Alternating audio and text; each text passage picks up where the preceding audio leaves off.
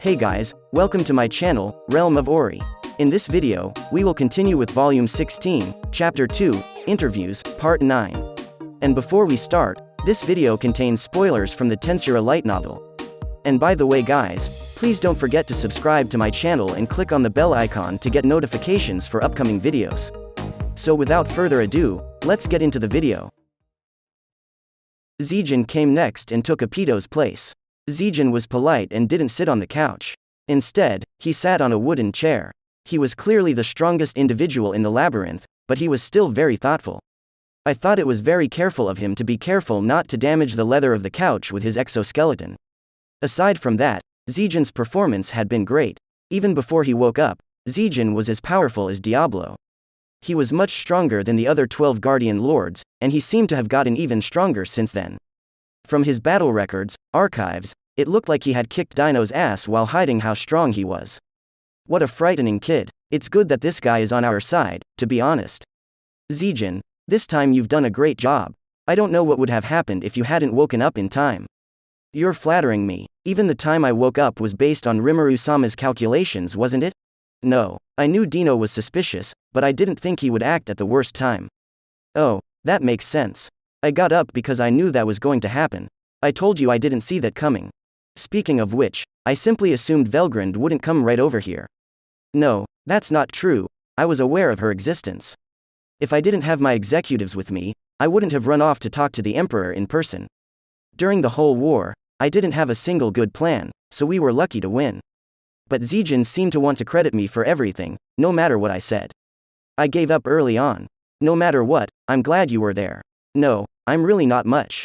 Even if I hadn't been there, Rimuru-sama could have killed Dino with a blow that went through time and space, right? I was just taking advantage of the chance you gave me to do something. What the heck are you talking about? A hit that goes through time and space? I cannot do that. What kind of monster do I look like to this guy? Yeah, right, perhaps I could. Ha, Rimuru-sama would have no trouble doing it. Zegion excitedly agreed with me, but I couldn't do anything about it.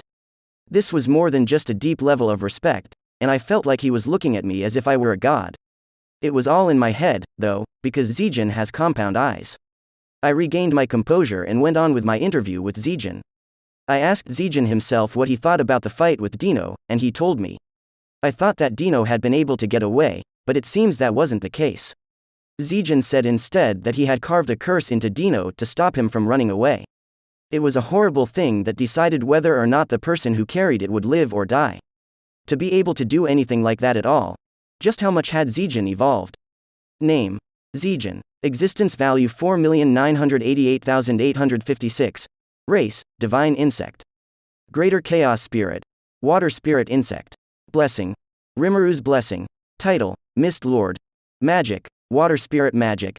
Skill: Ultimate Skill, Illusion King Mephisto. New resistance: Physical Attack Nullification, Mental Attack Nullification, Natural Effects Nullification, Abnormal Condition Nullification, Holy Demonic Attack Resistance. I almost made a strange noise. The numbers that Seal told me were a lot more than I had expected. It appeared that the Zegion were a divine race as well, but that was to be predicted. Just under 5 million was his existence value, which was the second highest after Benimaru. Seal claims that he also has spatial attributes in addition to his attribute of water. He has great resistances because he is half spiritual. Not only does he have no flaws, but he also has perfect skills. He was certainly strong. Zegion seems to be able to make a temporary body by making the water molecules in the air stick together. I gave him magic steel, but it had already transformed into adamantite, which became Hahirikane. This could only have happened because Hahirikane has so many amazing qualities. Zegion's obsession with his exoskeleton probably came from the fact that it was the first form I made. If not, he could have taken it off a long time ago and turned into a full spiritual being. I was glad to see that he was caring for it so well. Also, Zegion, who was good at close combat, was already strong enough. After all, a spiritual life without a physical body isn't worth much. Shouldn't it be said that the way he is now is the best way he could be? You're right, and now, Master and I have made the masterpiece that is Zegion. Even though I gave Veldora the job of teaching, I gave him a lot of the important information he needed to know, so there's no need to worry. So, basically, I don't get what that means, right? Ciel's boastful talk keeps coming out, and he doesn't care that I'm confused.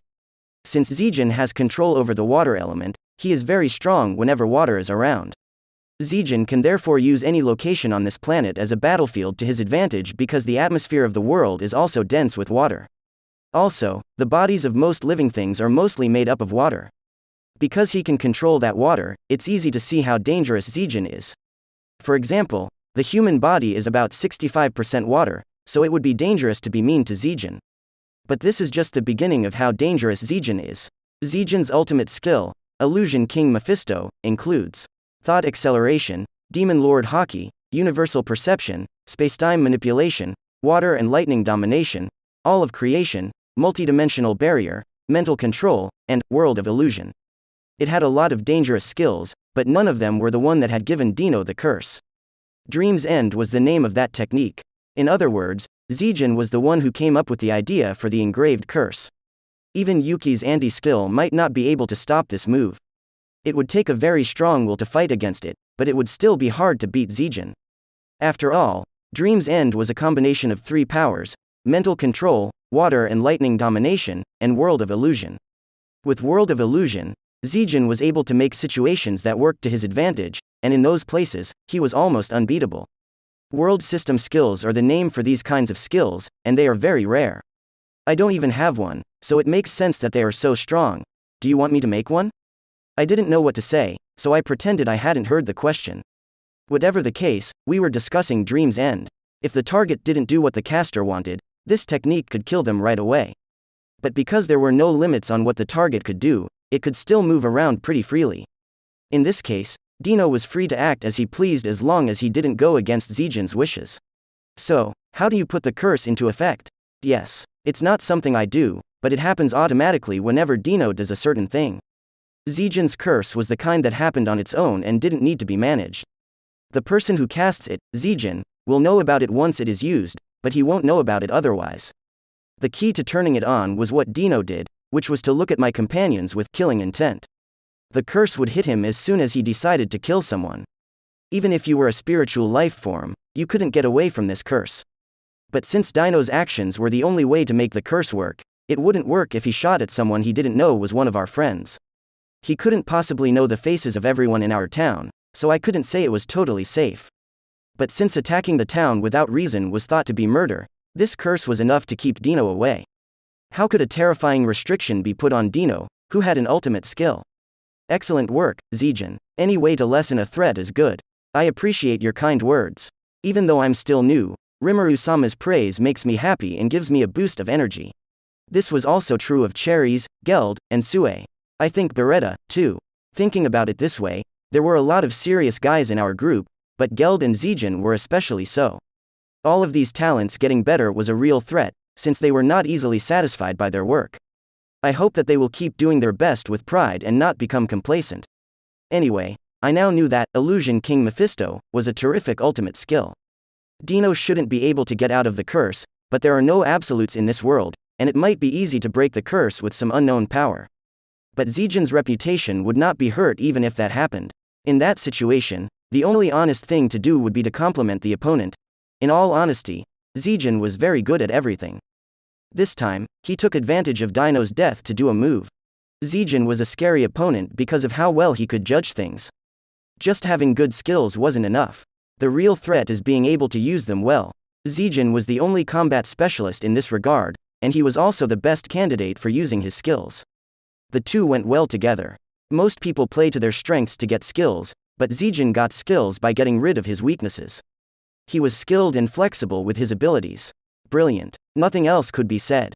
With the World of Illusion, he could make things work in his favor, and the range of tactics would grow even more than if he had just gotten better at his specialty. He was likely one of my subordinates with the highest level of combat expertise. I was certain that Zegion could not be defeated, not even by fighting races like the Primordials. What a scary person Zegion is. It's not surprising that Seal calls him the greatest masterpiece. So far, he had only shown a small amount of his true strength. Even though I say this, I still believe it to be unfair that I have this kind of access to my subordinate's status and skills. When you think about it, Zegion's title, Mist Lord, was meant to be mysterious, but it could also mean something like fog. What a good way to put it. It also fit him well in terms of his qualities. Then it might be Zegion didn't misunderstand what I said and decide to evolve in that way, did he? No, no way. Seal would have brought it up. Right, you'd make a point of it. Of course. No way. The response was a little late, and the silence at the start made me very worried.